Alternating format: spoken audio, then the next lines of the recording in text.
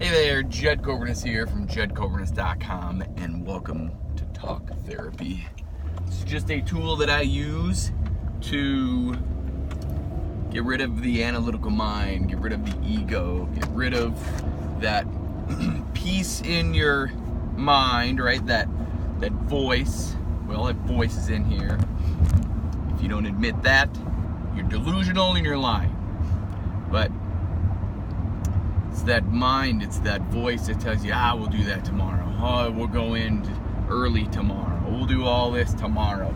Let's just relax, sit down, be comfortable, stay in our comfort zone and do nothing but what we know how to do and not learn anything new and not do anything new. That's what this is for.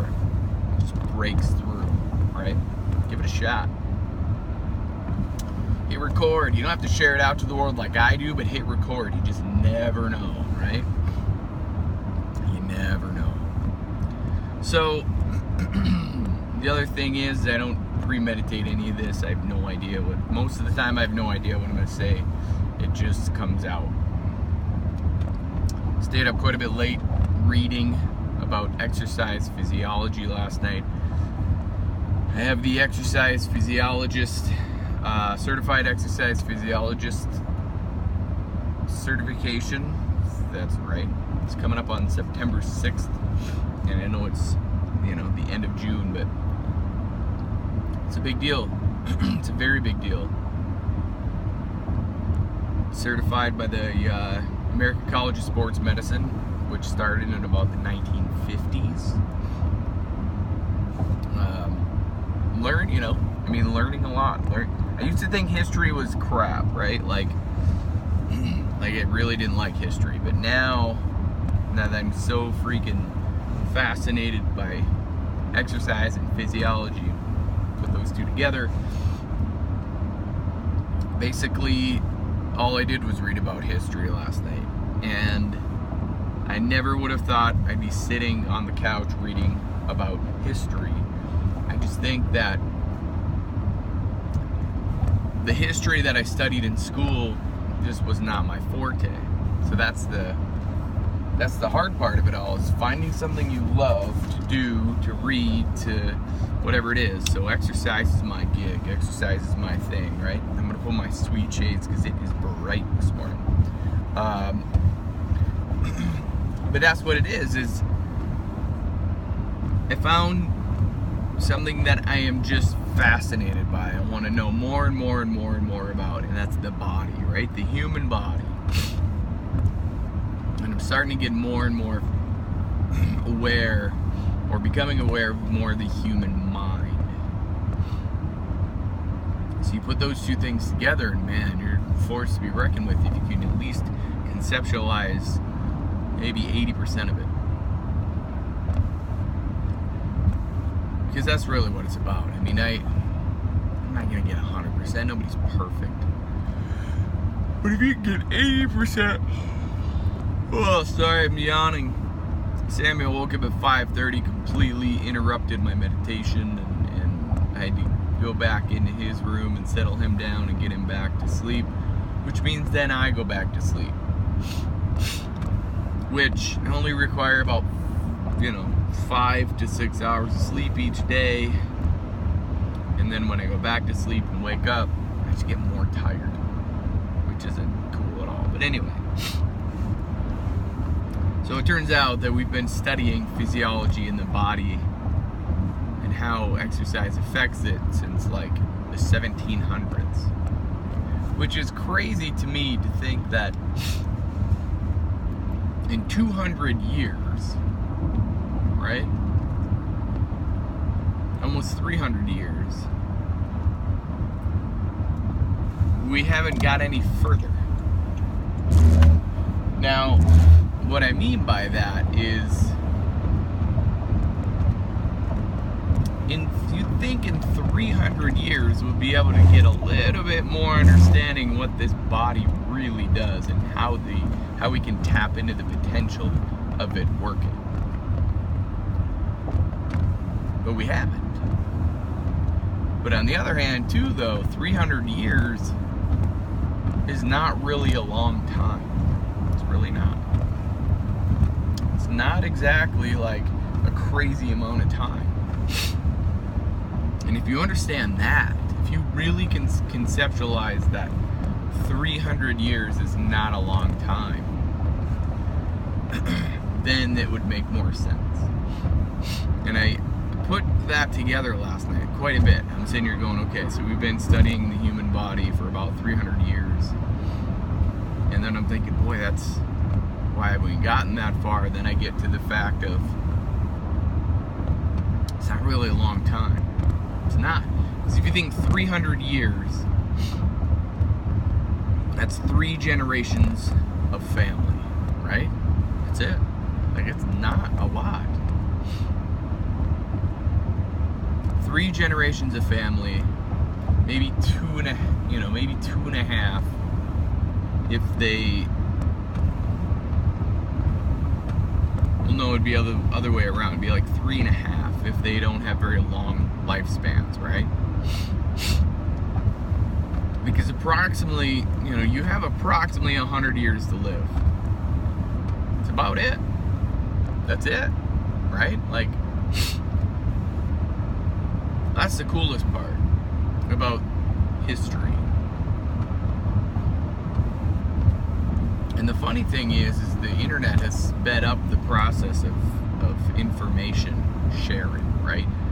Because way back in those days, like literally 1700s, they call them citations in this book. So citations, writings or findings of the research.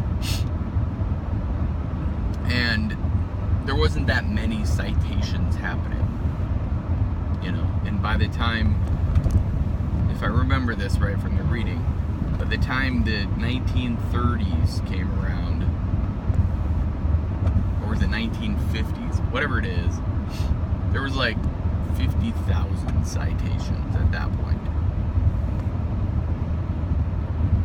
Which is crazy, because then you speed it up another 50 years.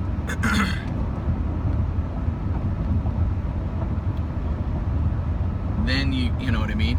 Another 50 years, and now there's citations happening all the time, probably every moment of every day, because of the internet.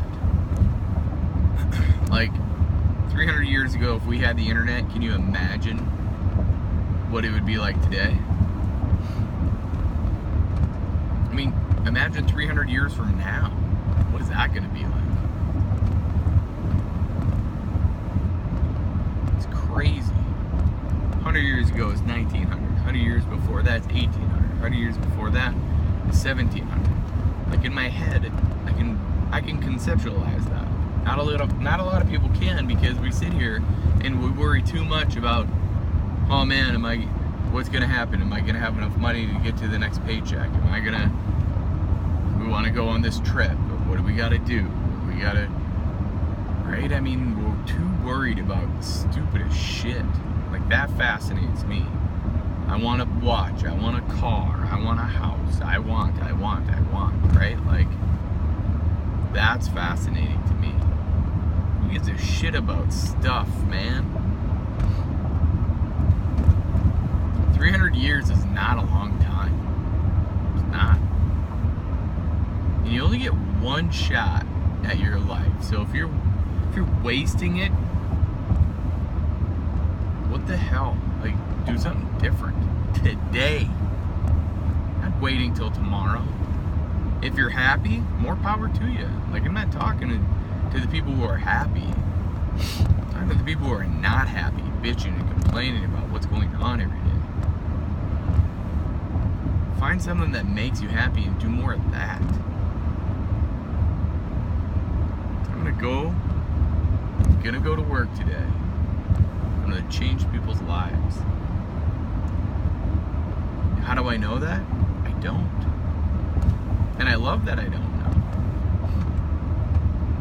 But it's the opportunity that has presented itself that I might be able to alter the course of somebody's life from injury, from pain, from mind-numbing, from a mind-numbing life, right? Like you just mentally check out for 30 years and then you start living. 30 years is approximately 30% of your life. It's quite a bit. You're just gonna mentally check out for 30 years and then you can retire. And the problem with all that is 99% of the people won't do shit about it. You won't. You're gonna get inspired for a day, and then you're gonna do something, and then the next day, your analytical mind gets in the way, and then you don't do it anymore. And then you're gonna let all this stuff get in the way of whatever it is that you want, and then you go right back into your old habits of being yourself. It's a massive amount of awareness. And just, it's self-awareness to change patterns, to interrupt patterns, to move differently. About 2 years ago, I probably would have been pretty pissed. Samuel waking up that early going, oh man, now I gotta do it. Like I completely interrupted my day. I welcome the interruption because apparently I needed to sleep or I needed to whatever, right? Like the opportunity presented itself to hang out more with my son. That works. Good stuff. Takes practice. It literally all takes practice. Everything new, everything old, everything relearned. That's what I'm doing. I knew all this information once in my life, all this physiology, and I still know it. It's buried, but now it's surfacing again. All of it. All of this physiology work is surfacing like tenfold. It's pretty sweet because I remembered how much I enjoyed learning physiology, biomechanics, physics, chemistry. I remember learning that and enjoying the process because I think that's what it's about. The understanding that I have now for the learning process of myself is going to help a hell of a lot more than it was in college. Because I try to sit there and read and just memorize it all instead of now contextually understanding what I'm trying to learn. Big difference. Huge difference. Understanding how you learn is half the battle. Reading and comprehending a book that I have no interest in is not going to work for me. But being in the mindset of, okay, I want to sharpen my saw, my tool, right? I'm going to sharpen the saw. And the only way to do that is maintenance. Is to keep